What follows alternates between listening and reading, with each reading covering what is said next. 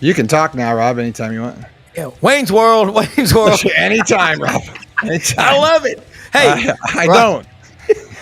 Rob Browne, along with Ronnie Sanders, AU Undercover, 24/7 Sports executive producer Brendan Martin, man. Love that intro music, man. In the podcast world, a lot of rights. We know what we'd be playing. Ronnie would be playing a little Pink Floyd, Comfortably Numb. I don't know what his favorite intro and music is, but Ronnie, All Bon Jovi. All Bon Jovi. Hey, we went and saw John Bon Jovi at the Forum. The guy's unbelievable and is in incredible shape. Does an unbelievable job. Hey, here we are, Ronnie. Right now, you got Auburn 1, Florida 2, Bama 4. When was the last time we saw this happen? You are AU Undercover. You and your team and your staff kind of set the table right now. Doug Dean's going to join us in just a minute, but this is one hell of an SEC basketball season. It's probably the strongest one on record. If you look around, we had Jay Jacobs on yesterday, and it actually aired this morning, and he's talked about that Mike Slive, former commissioner, brought all the SEC ADs in 2013 and said, "Hey, look, guys, we're screwing this up. Let's get this basketball thing fixed." And he said, you fast forward 12 years, and he said, everybody bought in because it's now fixed. And the strength of the conference is unmatched. It's probably stronger than even the ACC and the Big East back in the day. Well, we talk about it a lot on our morning show, SEC Sidelines. The ACC used to grab a lot of the talent out of the Deep South. Now those kids are not leaving and going to the ACC. I don't know how they recover with the SEC growing like it is, and then you throw in Texas and Oklahoma. The ACC schools don't spend the money that we do in the South. And a lot of them don't have it to spend. And that's the other thing with profit sharing coming with the House settlement, and then you look at the TV contracts that the SEC and the Big Ten are getting compared to the ACC and the Big 12. Yeah, you start to see a major discrepancy, and that's what you have. Well, you look in the last 5 years at the changes in the ACC. Coach K steps down. Roy Williams leaves. Jim Boeheim leaves after nearly half a century, kind of like Joe Paterno at Penn State. Then you look at Jim Larinaga back in October. I'm out. I'm tired of this. Tony Bennett leaves at Virginia in late October. I was watching Virginia playing, the other night. I think it was Virginia and Duke. And you're just like, it's not the same. And now these SEC matchups, Ronnie, if you're an Auburn fan, could you have ever dreamed of this? I mean, there were some great runs in the past, but this is, you can't not watch the games. Your Saturdays now revolve around watching college basketball. Well, Auburn basketball right now is Auburn football in the 80s. And, this is about, you look at since Bruce has been there after the first 3 or 4 years. I mean, this is as good a run as Auburn has ever had in basketball. And to say that the basketball coach at Auburn will be the most powerful guy on campus, that's you couldn't have said that 10 years ago and expected anybody to believe it. Yeah. Let's see. 10 years ago, who was there? Oh, Tony Barbee. No, Pearl's been there 10 years. He's been there for 11, I believe. Yeah, 11. But all right, going back, and I know Doug will chime in with this, but that win last Saturday, Auburn goes to Tuscaloosa. The atmosphere, that's as big as it's ever been at Coleman Coliseum. Auburn had some fans there. That was a rowdy, raucous crowd. Did you see that happening? Were you that confident going into the game? Because the players damn sure were. I thought that Alabama would play well. I thought Auburn would play well. I thought it'd be a great game. And Bruce said after the game is, that's as loud as I've heard, Coleman Coliseum. Yeah. which is saying something, and so, um, certainly it was a wild game and a wild atmosphere. My guess is that the jungle will match or exceed it come the last game of the season. But Yeah. hey, it was it's really amazing that in this state, and I tell people all the time, like that don't live here or haven't lived here, um, the rivalry goes deeper than football. It's basketball, it's football, it's every sport, it's academics, it's cultural. Um, we've got Terry Bowden coming on the podcast tomorrow, streaming live at 10 a.m. in the morning. And he was talking about, I asked him, I said, you've been a part of some big rivalries, including Florida Florida State. And I said, how does this one, how does the Iron Bowl compare? And he said, it doesn't. He said, there is no comparison between the Iron Bowl and everybody else. He said, it's a different animal. And I still can't school across the state. It's been 30 years, Yeah. Yeah. Well, I mean, Ronnie, you're looking at basketball. The highest last year, I think Texas brought in 2023 7 football basketball program revenue wise in America was Kansas with 38 million. I know the crowds, the arenas are not as big as the football stadiums and all like that, but you can make money. Is Auburn making money on basketball now? Yeah, they are. But football, as you know, from a TV contract standpoint, is the straw that stirs the drink. And so all this realignment, everything else is about football. Basketball is great, and if your basketball team is great, but football is the money driver, and that's really an issue in the ACC, and and that's part of the reason that the Big East dissolved and went to the ACC because you mix all those schools in there, and you're trying to get football contracts, but now you've got Clemson and Florida State, and they're a little bit out of place because those brands they feel like their brand is bigger than a lot of the other schools in the ACC, and they feel like they'll be able to get more TV money. Yeah. You look at basketball, and again, Kevin Skarbinsky was on with us again Friday before the IBOB, as he calls it, the Auburn, Alabama basketball game. And yeah, and it's become that big. The crowd, I mean, all the celebrities were there. Alabama former coaches, Wimp Sanderson, of course, he's at every game. But Robert Ory was there. They had a lot of them, including the lady that was there under the basket when Chad Baker Mazzara dropped in to say hello. What a lovely, lovely lady. But Ronnie, I've always said, if you want to have a great basketball program at Auburn, the fans have got to get as angry and mad, breaking stuff as they do after a football loss. And the last 4 years, you've had plenty of opportunity to get mad and smash stuff. But basketball, when Auburn lost to Florida, it wasn't like a football loss because you said they'll be right back. Yeah. And they were. It's basketball is a little bit different. I mean, you're not going to bring, I mean, you play, first of all, you're playing 30 plus, maybe more than that, plus times a year, and especially with the NCAA tournament and the SEC tournament. So with football, you're playing max 16 games, and the regular season's 12. So those games tend to mean a lot more. But it's pretty amazing that basketball in this state has come as far as it has, and I think that's really a credit to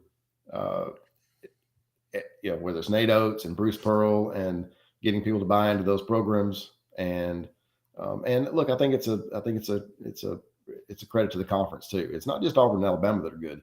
There are a lot of teams across this conference that are really, really good. We had Coach John Brady on with us this morning, and he talked about Dennis Gates at Missouri. Last year they go 0-19. They even lost in the tournament. They had to keep the streak going. He said they connected on maybe 7 players in the portal this year, and I think they signed 3 of the top 100 players in America out of high school. That's powerful. Bruce Pearl, he can take a kid from Division II. Where did Denver Jones come from? Where, of course, Mark Sears at Alabama came from a smaller school. Is this coaching staff at Auburn the best that you can remember in terms of player development and getting them to buy all in this case, the Auburn culture? Because these kids don't want to leave. Dylan Cardwell is going to go to the Supreme Court if he can to keep playing at Auburn. And I'm good with that. Well, I'd love for him to stay. That's one thing that I think people outside fail to realize. And, Terry Bowden and I talked about this morning, and we talked about it with Jay Jacobs on the podcast. Auburn's different.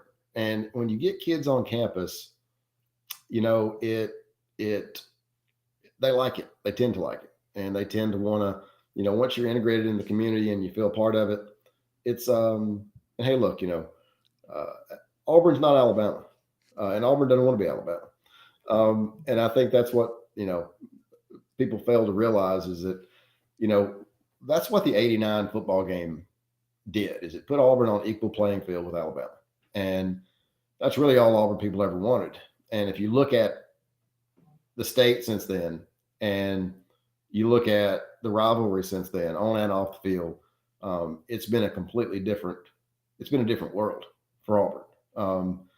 And so that game meant a lot, not just, like I say, not just in football, but for the university, for the athletic department, culturally, and I know some of the younger fans don't realize what the game meant, but it meant a ton to Auburn people. And, I was not very old when that happened, but I certainly remember watching it. And then I was at the 91 game, and I was at the 93 game. So, but yeah, I remember very well that game. Yeah, and I do too. And I had 8 tickets to that game. I'll never forget it. And probably could have bought a new truck with what I could. But I kept them, and I gave my parents my 2 on the 50-yard line, row 7, on the across from the Auburn bench. But incredible seats. Doug Dean is in here with us right now. Doug down in Birmingham, AU Dose. Doug, I did Ronnie and Rob, War Eagle, after last Saturday. Well, damn, man. I did not want to steal your thunder, but I'll go your headlines, your topics, Ronnie. You saw these yesterday. We're going to start doing this show, folks, on Wednesdays at 5 p.m. Eastern, 4 p.m. Central. Doug, love this. AU historic dominance in basketball. Yet we ain't done a damn thing yet. Yeah, NCAA selection committees, first bracketology, SEC and Big Ten cartel had meetings in NOLA. What does all this mean? But I love those. I like that structure. I need it. Yeah, but you got to start the War Eagle guys. And when you have me on this show, I'm going to be less motivated to have to be nonpartisan or bipartisan. Absolutely. Because you got to give the audience what they want, right? But it's so unexpected for me to say that Bruce, I think we talked about this on the last show. Bruce Pearl is with a barnstorm, and he had a couple of tough years. And then it can happen to you that you get bounced early in a tournament. It's a 1-game elimination, and in the case of Yale, that was Auburn's fault mainly, but the referees decided to call a YMCA church league style. If you look at somebody funny, that you're going to get a foul called and more. And then, of course, the CBM problem early in that game. But you look at what's happening now, it's shocking, and it's not fun for our rivals. It's not fun for our rivals. And all credit to Alabama for making the Final Four a year ago. But they see that this Bruce is getting talked about, this Auburn team is getting talked about as, based on the analytics, a team that is doing things that they haven't seen from UConn. They haven't seen from Duke. They haven't seen from a bunch of big-time blue blood programs, Kentucky, on the analytics for, couple or 3 decades. And like I said, though, I'm sure Bruce is hammering the point, and I hope Janai Broome and the veterans doesn't mean a damn thing as we sit. You like where you're at. You like the way this team is built. It sounds like CBM is healthy again for tonight. Broome's probably going to have to play all the way to the SEC tournament. a little bit gimpy, but it didn't seem to affect him in being a one major headache for Alabama Saturday, did it? No doubt. And I think you hit the nail on the head. I mean, Bruce has said it. He said, "Look, I've coached a lot of places. I've liked all of them, but Auburn is the best place I've ever coached, especially as far as being able to develop kids." And the one thing he has been able to do is go out and get some kids that have a little bit of an edge.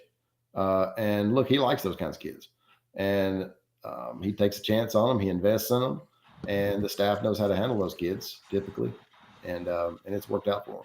You know what else happens? Did I walk on you there, Ronnie? I'm No, sorry. I was going to say, Doug, is Mazzara eligible to come back next year? I'm here. Ronnie probably has a more up to the minute answer to that, but I'm hearing that there's a ruling that's already occurred that potentially appears, maybe it's JUCO related, appears to potentially apply to Baker Mazzara and possibly Chaney Johnson. So now, what I was going to say to sort of bolt on to Ronnie's good point is, I think there's some pragmatism. I love that word. Some pragmatism on the part of Bruce Pearl going after these mid-major, and I don't think they're really diamonds in the rough. The rough part is it's a pleasant surprise. Bruce may not be surprised. The staff that recruited them may not be, but coming from UAH for Chaney Johnson to suddenly be this sensational, God almighty. Last 4 games, he's shooting 68%. He's a defensive terror. And you don't have a huge drop-off. You have a drop-off, for God's sake. Browne is the contending for National Player of the Year, and frankly should get it if they adjust for a degree of schedule difficulty. Nothing against Flagg. He's a hell of a player. But I think the pragmatism is Bruce wanted a composed, grizzled veteran team. And how do you do that? You don't get it by getting these McDonald's All-American 5-stars that want to get drafted after a year. You find players that had to keep developing. So when you bring them in for a year, maybe 2 years, you're getting a guy that, and Bruce was saying on a podcast show that last couple of days, the difference between an 18-year-old and a 22-year-old in maturity is massive. When you get to our age, I don't want to drag y'all down with me, but let's say someone's 50, the difference in maturity and getting better at judgment and all those things, even physically, from 50 to 55 is almost indiscernible. But from 18-year-old to 20, unless your name is Tahad Pettiford, and then no one knows, he is not aware that he's only 19 years old, and don't tell him until mid-April. Here's a question along the line of what Doug's saying. He's making great points with it. You're right. You go get a Chaney Johnson from UAH. You get Denver Jones. You get Chad Baker Mazzara with his, career. And you get a bunch of guys that are buying into Auburn versus a 1-year stop by for a couple of coffee and get me to the NBA. I'll take, underwater basket weaving or whatever I got to do to be, quote, eligible. But now you've got 10 seniors on this team.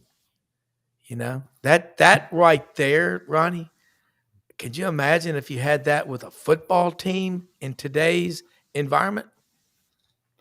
Well, the thing that Bruce has done is he's not done what Calipari has traditionally done. Gone out and signed one and done kids.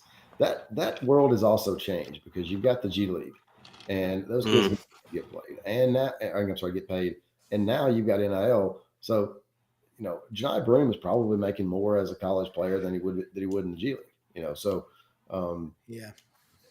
And pay the man at this point. and I don't know what he's making, but I mean, you can get exposure. You get more exposure in college. I know I had a lot of fun in college. Didn't want to leave, and I'm sure these guys are the same way. And especially when you're winning the way that they are, especially if you're an athlete, sometimes it gets to be a lot more fun. I agree. It's and again, when you're around a place and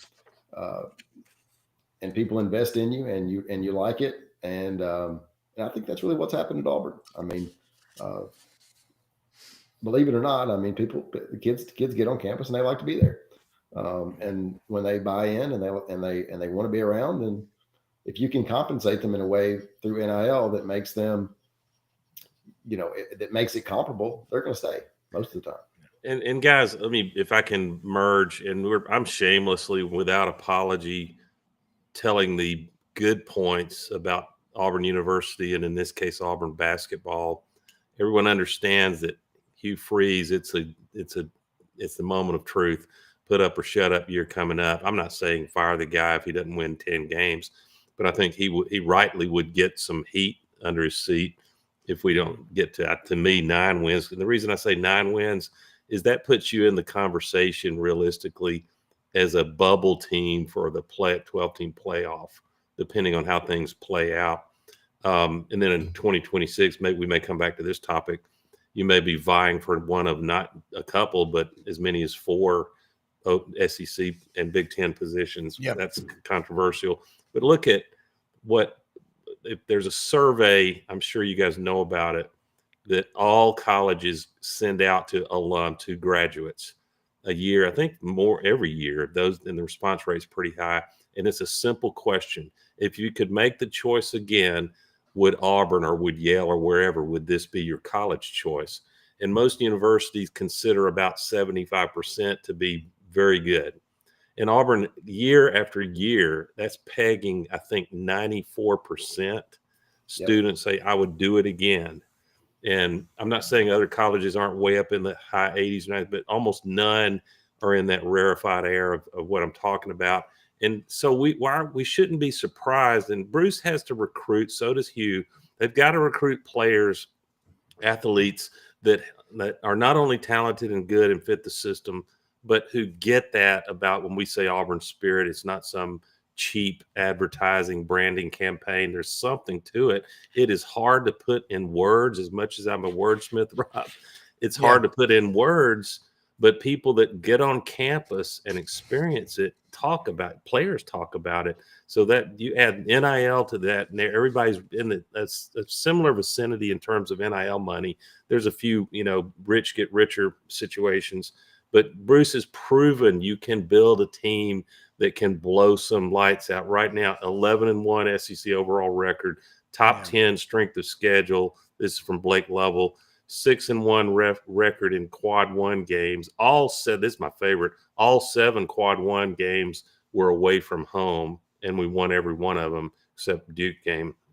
Scoring margin of plus 84 in quad 1 games. I could go on, but and right now, the only thing I would change is I really wish we could have a 100% healthy Janai Browne, but he's playing through it, and it's going to be an interesting debate when we get to SEC tournament week. If Auburn has closed out the SEC regular season, they're already wearing that crown, I would be very tempted to try to win a game or two, but get Browne off the court as maximum minutes and don't play him at all if you can help it, to get ready for March Madness.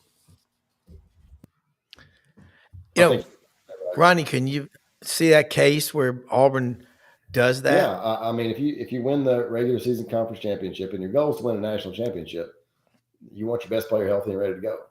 And so, and you saw what happened to the Florida player in last year's tournament. Yeah, I mean, it's a look, and obviously you want to win a conference championship and you want to win a tournament championship. But at the end of the day, with a team this good, you've got a chance to win the whole thing, and that being the case, you want to put your best foot forward. I'm not sure that Bruce can make himself do that. But he likes to go try to win it, and I get that. So I'm not one to say throw a game. None of us are saying that. But if sitting Browne and you're not telling a lie, there's some coaches that sit their best player and he's as healthy as can be.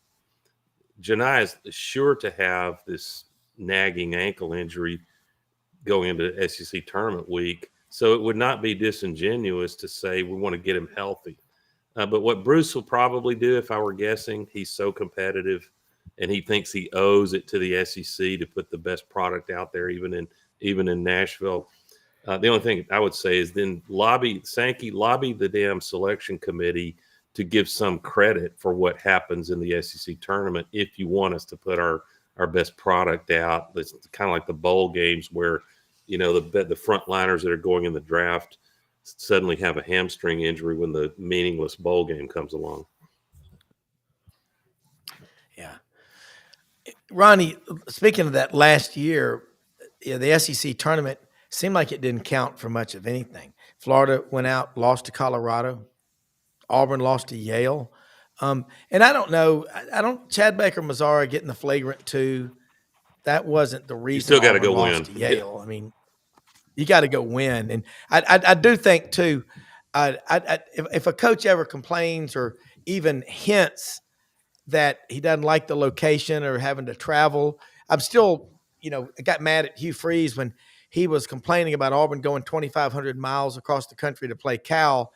I would have instead embraced that and said, hey, here's a chance to take our brand to the Bay Area where Auburn has a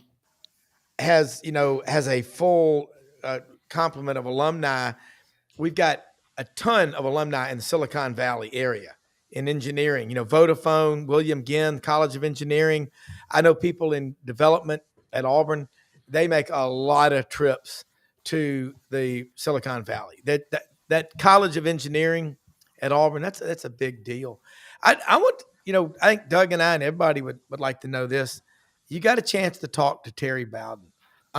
And once again, every former Auburn coach, except for Brian Harsin, I don't think he'll ever want to come back. I don't know if he'd be allowed. Yeah. But, is Terry Bowden, would he come back? You think there would be some, reunion of his former players? How close is he with his former players? Because I think he would. That's wild. I do think he would. He's actually coming back. I think it's next year, maybe this coming year, that they're doing a reunion for the Sanford championship team the year before he came to Auburn. And he said, look, he said, he said, people say I don't ever come back. He said, I don't ever come back. He said, but he said, I've had other jobs. He said, for 10 years I was at ABC. And he said, after that, I got back into coaching. And he said, when you're at another place, you don't want to be talking about the job you left. You want to be talking about the job you have. People don't like that. He said, now, he said, yeah, I would absolutely. He said, people say once you're an Auburn man, you're always an Auburn man. He said, I still can't pull for the school across the state. He said, I still pull for Auburn. And then when we got off of the podcast, last thing he said was War Eagle. So, I think people, and that's one reason I wanted to have Terry on, is because I think a lot of times, for whatever reason, those 5-6 years get kind of pushed aside. And I don't think they should. I think he ought to be recognized. Look, and hey, look, they're nobody's perfect. There's a lot of things that happen, but hey, look, as we know, look back, after Terry, there are a lot of things that happened there too. So, you look at this and look at that. And so a lot of things went on. And look, I'm sure Terry Bowden, when he got the Auburn job, was 36 years old.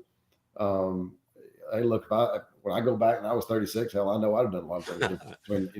So. Oh, shoot. You kidding? I was a hothead back in those days.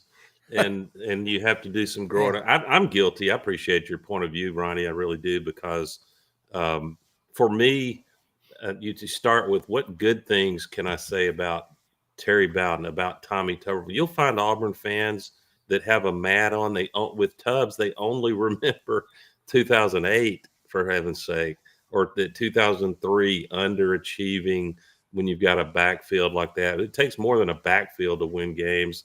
And, tragic mistake thinking that if you had the physical copy of Bobby Petrino's playbook, you could show it to Ensminger and help me with his cohort. Hugh Null, thank you. Hugh Null. What could possibly go wrong? Just call the plays. Well, there's a little more to it, as we know. But when I think of Terry Bowden, and I'm not trying to tell a comprehensive biography of his Auburn days. And if you do that with credibility, then there's going to be some negative in it. And some of it is you'd just rather not put anybody through. But when I think of the positive, even going through Gus Malzahn in 2010 and 13, And anybody you want to name, Bobby Petrino, my single favorite, just magical play caller. He could set plays up 2 and 3 series ahead of time. Terry Bowden had 3 or 4 games during, especially 93 and 94, that were just genius in-game play calling. And it was just fun to watch. And of course, it's well documented, between Bobby Louder and the selection committee. I think the plan was, well, Terry will be a place card for 1 year, and then we'll move on to our real head coach, if you will. The guy goes out and goes undefeated. I don't care if it was primarily with Pat Dye's players. He did some things to develop them. I got a lot of, as long as Terry can now speak well of Auburn and not relitigate 1998 and how and why exactly he left, we can all bury those hatchets, and he speaks well of Auburn as far as I'm concerned. Bring back the 93 team and celebrate them, and have Terry Bowden on the field at the end of the first quarter or whatever you want to do. Well, I think the other thing that people, look, the 97 team was pretty good too. I was there that we won 10 games, really just away the SEC championship game. I mean, if Carson Bailey catches no doubt 5 or 6 that he dropped, we win the game. And sorry to interrupt, but I want to add to it, my favorite road Auburn game of all time, going into Baton Rouge in 1997. Cecil Diesel Collins and Damian Craig, just an unbelievable back and forth game. It was a great game. And, I remember, I guess it was 94 or 95. Maybe it was 95. I can't remember. We went down there, and it was 96. I don't even remember now. But the announcer, it was Jared Gennardo, had taken over down there. And the magic is back. 95. It was 95. And over and over and over and over. I'm like, oh my God, does this dude? And so, we went down there and lost in 95, and then ended up winning in, I guess it was 97. And it was the first Auburn team to go to the SEC championship game. And those were all Terry's players, and I think he deserves credit for that. I also think that, he also has, people don't realize this, he has the best first 5-year run in the history of Auburn football. Wow. Yeah. And when you look at him, win his first 20 games, so you go 11-0, 9-1-1, 8-4, 8-4, 10-3. I mean, that's pretty good. I mean, that's what I wish we could, if you can play the what if game, and you're limited to, coaches that have been at Auburn or whatever your school is. Can you imagine? Because what a lot of people, and I think with some justification, and let me preface it by saying Coach Dye will always be my Auburn coach, and you guys know what I mean when I say that. I'm just not quite old enough to have really lived through. I love Shug Jordan and what he was about, and you talk to his players, man, there was hero worship, and he was a war veteran. But if you could have put Terry Bowden as offensive coordinator, or Terry and Tommy on some of those Pat Dye and Wayne Hall teams, the way they played defense and loved to run the ball, holy moly, that going undefeated would have been achievable. And especially 1988, Auburn wins it all that year if you've got a better offensive brain trust.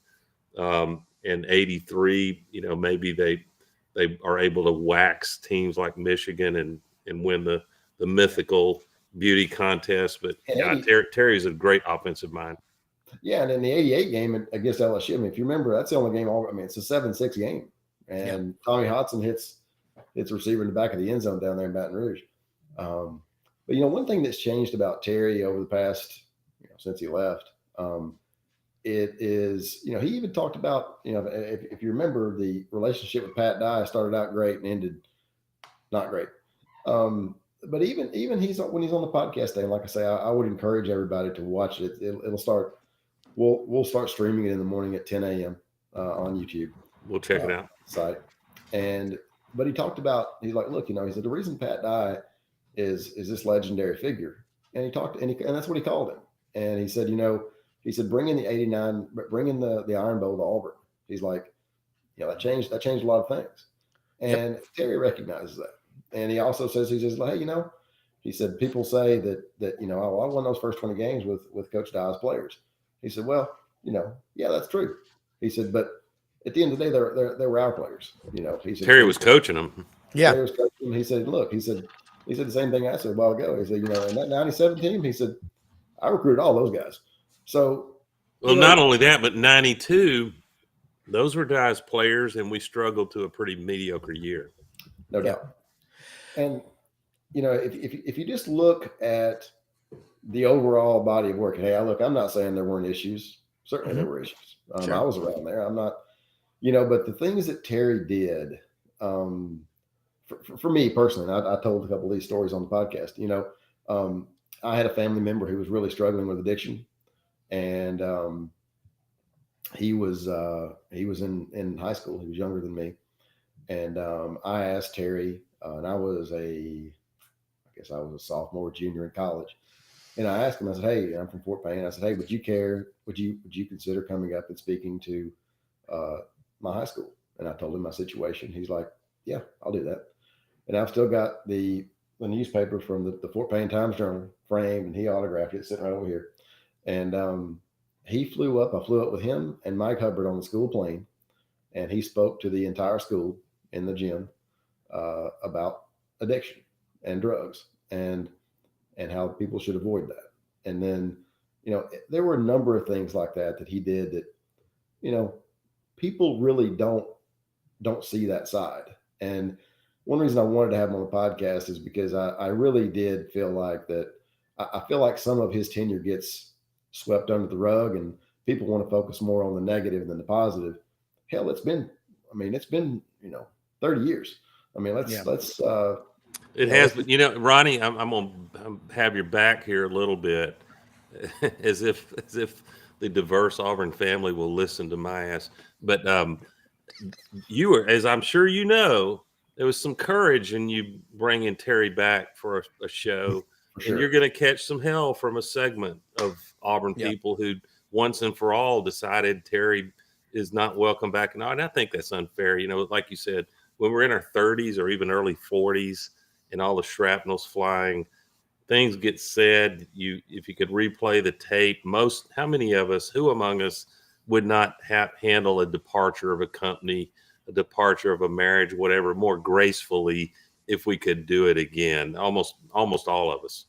Yeah. And he said that today. He said, you know, he said, look, he said, we took some questions from the message board, and one person asked, you know, what would you do differently from your time at Auburn? He says, look, he said, I don't like to go back and relitigate. He's like, obviously, you know, you do some things differently as, you know, when you're younger. He said, but he said, you know, that was really a really important time in my life. It was a great time in my life.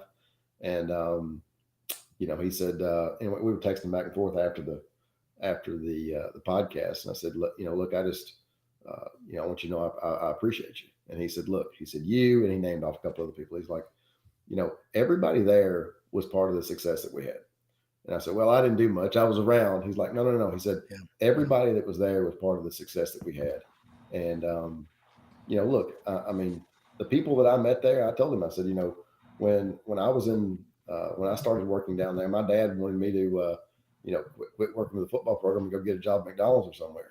And I refused.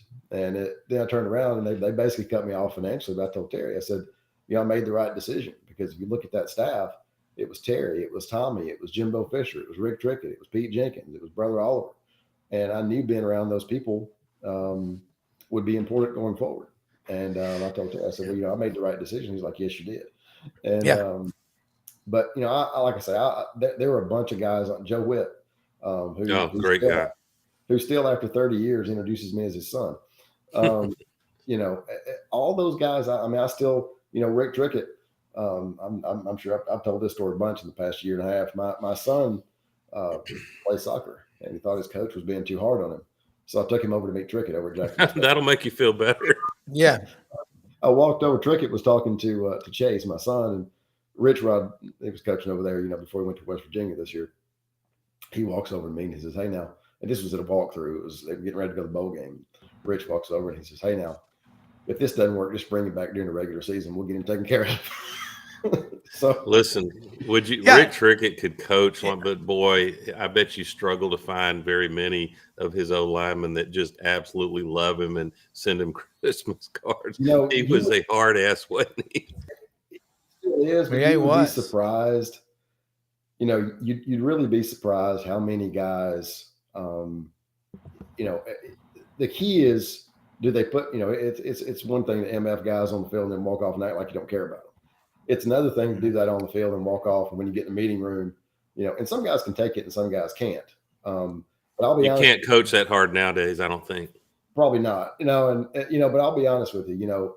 Of all the guys I thought would help me through my career and life, he scared me to death. And I never really thought as a student, going around here, that's not going to be that guy. And he's ended up helping me more as much as anybody over the years. I mean, I remember we get, Terry resigns. This is in '98. I'm coming down the hall, and I'm a young guy, and I'm kind of, down, and I quit a job working for for a senator to come work for Terry, and I graduated in June, I guess, May or June, and came back. This is in August, and then Terry resigns in October, and so I'm walking down the hall, and Trickett, he says, "Hey, walk in here and sit down and close that door." So I did, and I closed the door. He says, "Listen, there's something you got to understand. There's two kinds of coaches: those that have been fired, and those that are going to be. So you might as well just get over it." And he was right. And a year later, I'm a GA at LSU, working for Nick Saban, thanks to Rick Trickett. My roommates are Adam Gase, who went on to be an NFL head coach at two places, and Freddie Kitchens. And those are the two guys I'm living with in a one-bedroom apartment. And then you look at those staffs. I mean, Pete Jenkins and Sal Sinceri and Jimbo Fisher and Derek Dooley and unbelievable. God, we call that ambient noise in the business. I've got three of them in here, but hey, Ronnie. So Ronnie, you have I forget what logo is on our hats, right? But you have an appreciation up close and personal for Coach Saban's leadership capacity, don't you? Well, I do. And, one thing that really stood out to me as a young guy being a graduate assistant for him is, people talk about mental health nowadays, and that's a big thing. And it is, and it's extraordinarily important. But the one thing that really stuck out to me as a 20-something-year-old, one of my first jobs when I got to LSU is when we brought these kids in on campus. They show up. My job was to take them to get a mental health evaluation.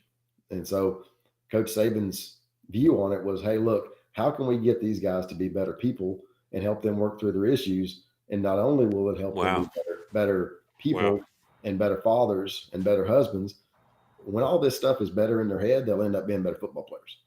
And he was right. I bet the mamas love that when you do that too, don't they? Some of them. Some of them, the mama needs to go to the mental health evaluation. Hey, I tell you, we got this kid at Florida. We signed, and I'm sitting in the office with Ron Zook one day, and the mom calls him, and the kid won't go to class, and he's this, and his grades are bad, and he's late, and he's on and on and on. And he's sitting there listening to her, and finally he says, "Hey, listen, lady," he said. He said, "You've had him for 18 years. I've had him for 6 months. I can't clean him up overnight." Yeah. Ronnie, you're talking about, Terry Bowden's time at Auburn, and you go back to the 97 season. He took a team, Damian Craig. I've never seen a quarterback. Cam Newton had a supporting cast, Ontario McCaleb, Michael Dyer.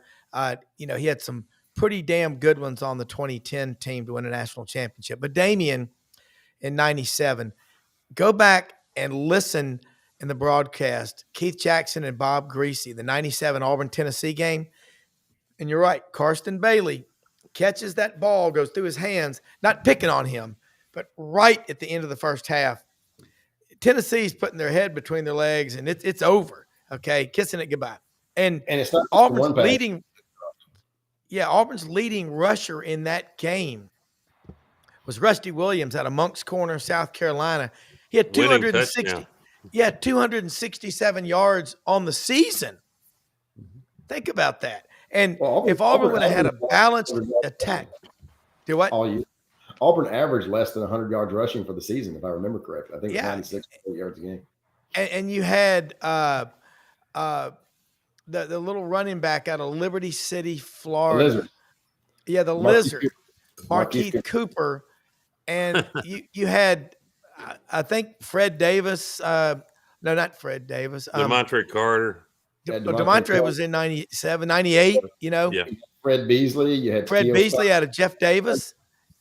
And if Teal a Scott. balanced attack, Auburn blows Tennessee out.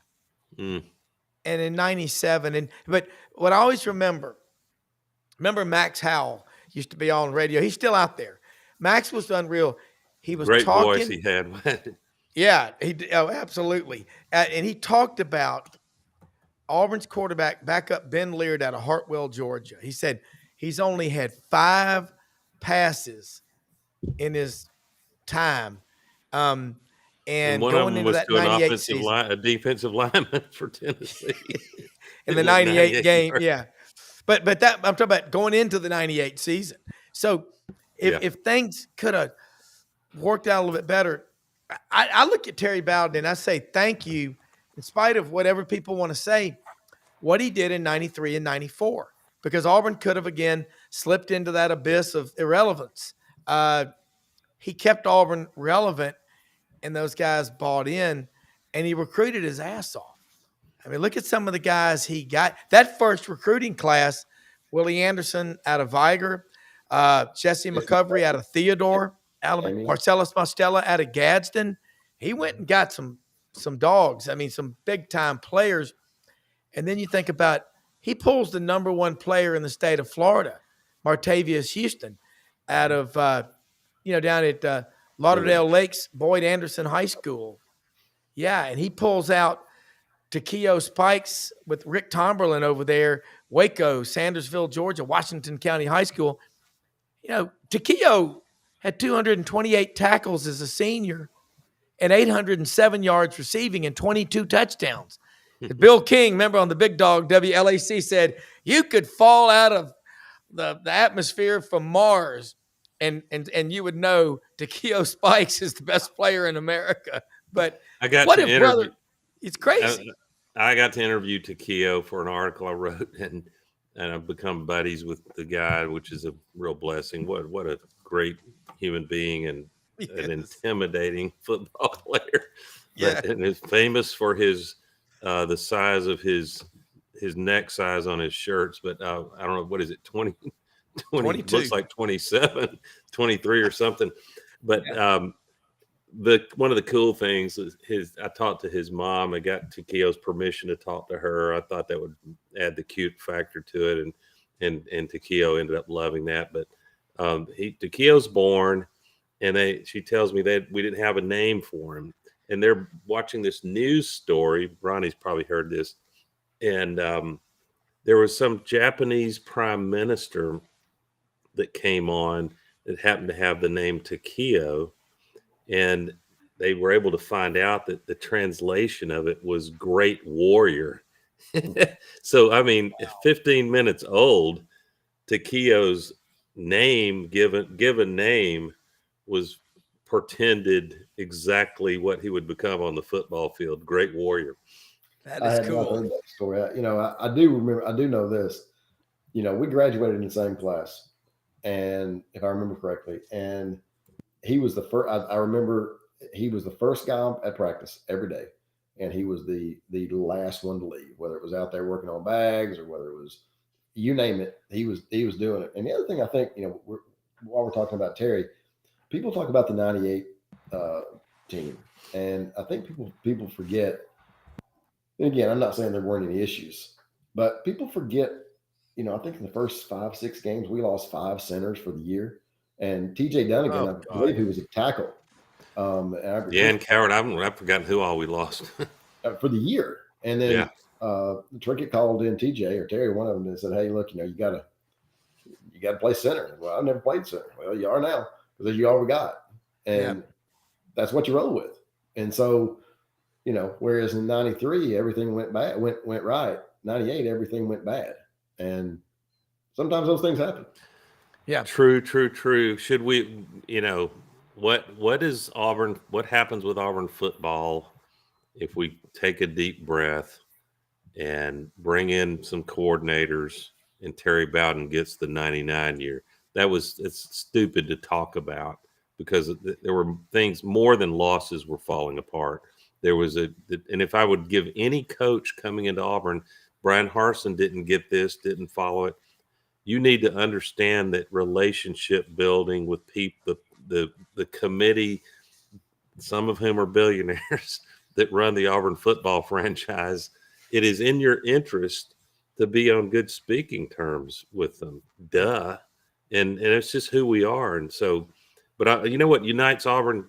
Anybody can agree with this. Probably any program. Winning, baby. Look what Bruce Pearl is doing.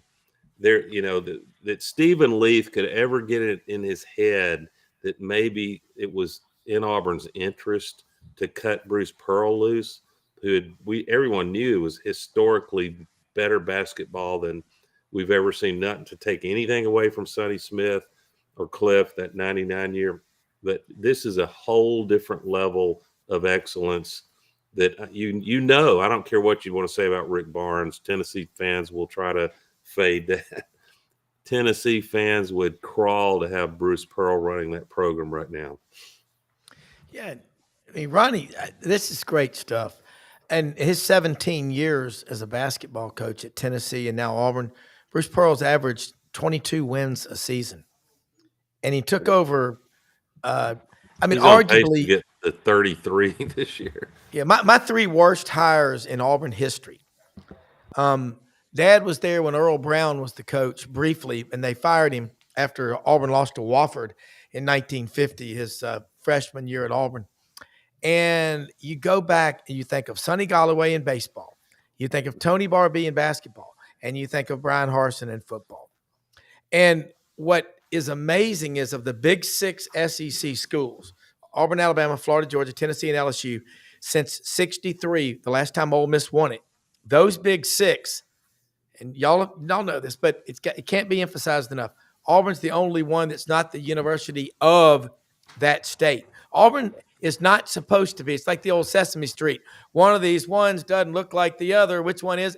Auburn's not supposed to be at the big boy table, yet they're the 12th or 13th winningest program in the history of college football. Can you imagine what happens when Auburn's all on the same, when Auburn's aligned? You won't see unity like when Auburn is winning and they're on the signature year. Obviously, was 2010. The whole world was raining down on Cam Newton and trying to get derail Auburn. Auburn people are ferocious when they're winning and something big is on the line. You'll see unity, and all of our petty crap and little divisions, which are real, just fade into the background when we're playing for something big. That's why it's so critical to get the head coaching hire correct. Ronnie? Well, and I think hiring somebody, a couple of points. I mean, first, I think not that Auburn didn't have a great tradition and all those things before Pat Dye, because it did. But before Pat Dye, Auburn had one SEC championship and one national championship in 1957, and they were on probation.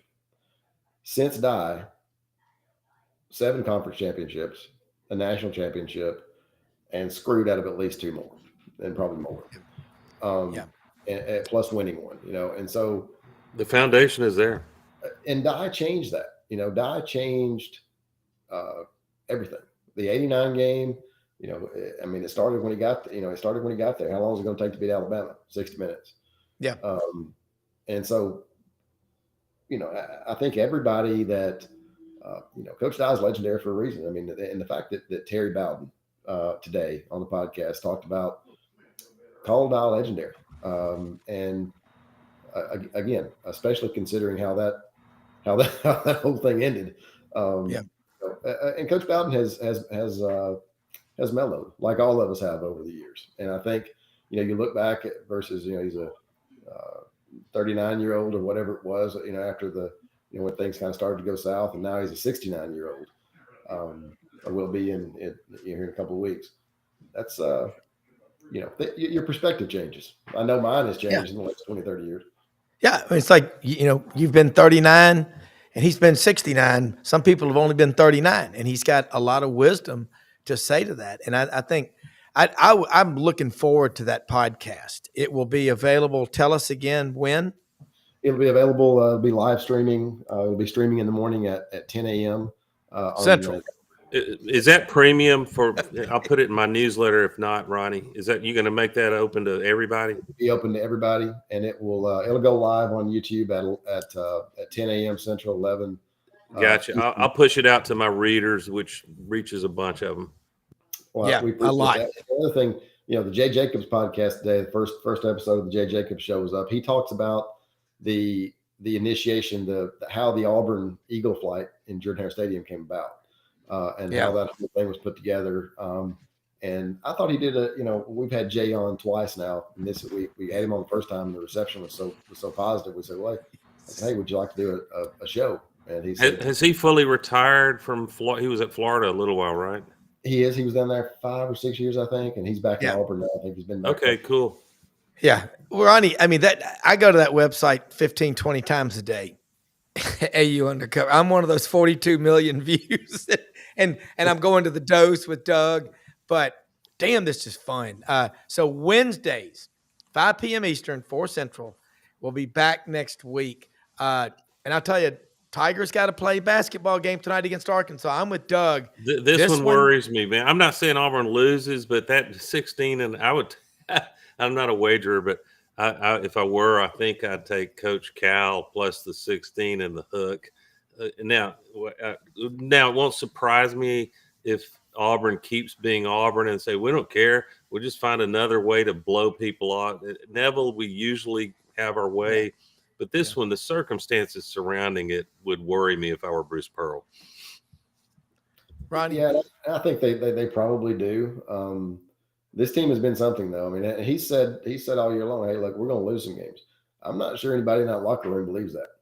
Those players are all in, and they're all in on themselves, and they're all in on Bruce, and they're all in on Auburn.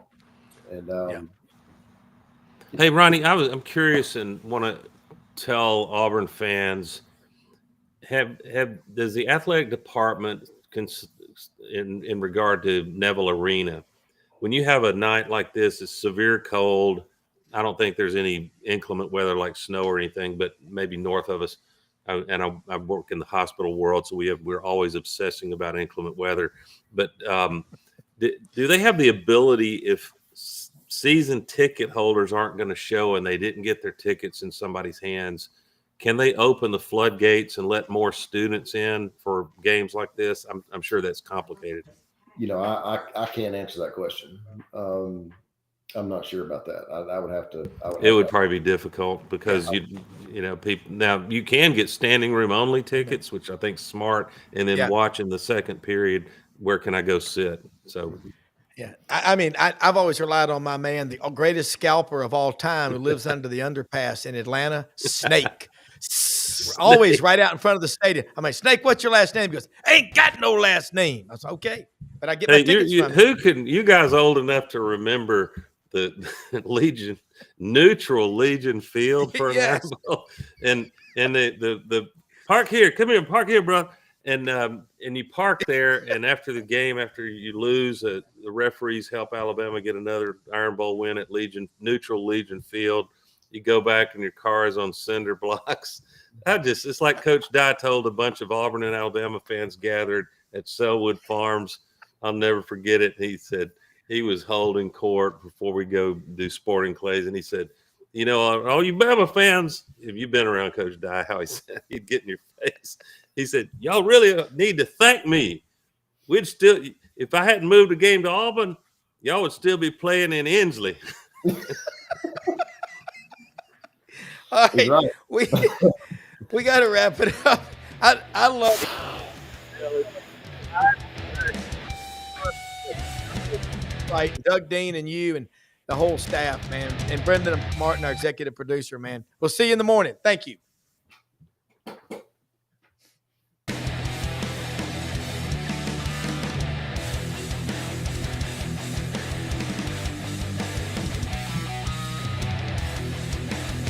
Hard rock. That was fun, guys. That was awesome. Thank you. Enjoy it, guys.